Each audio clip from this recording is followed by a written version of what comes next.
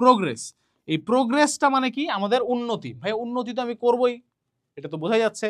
But প্রোগ্রেসটা কিভাবে আমার মনোবল ধরে রাখার জন্য, রেজিলিয়েন্স মডেলে কিভাবে কাজ করে, এটার জন্য মাথায় রাখতে হবে ভাইয়া যে আমাদেরকে আসলে প্রোগ্রেস ট্র্যাক করতে হবে। কি করতে হবে? ট্র্যাক করতে হবে।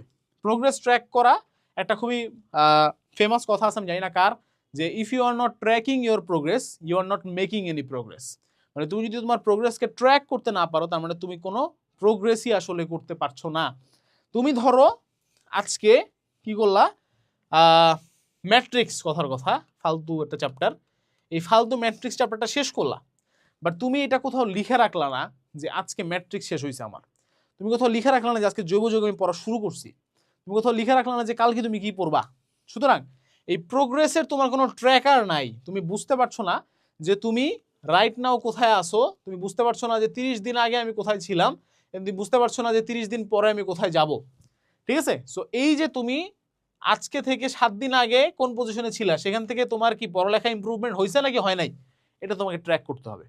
তুমি যদি খাতা কলম মেনটেন করো, খাতা কাগজ, তাহলে বুঝতে পারো যে আচ্ছা না, আমি তো করছি মেনটেন, মানে আমি ইমপ্রুভমেন্ট করতেছি, তার মানে আই এম ইমপ্রুভিং। এবং তোমাকে এটাও ট্র্যাক রাখতে হবে যে নেক্সট 7 দিনে ভাই আমি কোথায় যেতে চাই। এটা আবার কাইন্ড অফ কি গোল ক্ল্যারিটির সাথে অ্যালাইন হয়ে যায় কিছুটা। কারণ তোমার কি নেক্সট 7 দিন পরে তোমার একটা টার্গেট থাকবে, তারপরে 7 দিন পরে টার্গেট থাকবে, তারপরে এক সময় কি 7 দিন করতে করতে কি তোমার কোথায় এসে পৌঁছাবা, এই গোলে এসে পৌঁছাবা যে গুচ্ছে একটা সিট। এটাই তো তোমার গোল, তাই না? তাহলে এইভাবে তোমাকে কি ট্র্যাক করে করে আগাইতে হবে তোমাকে।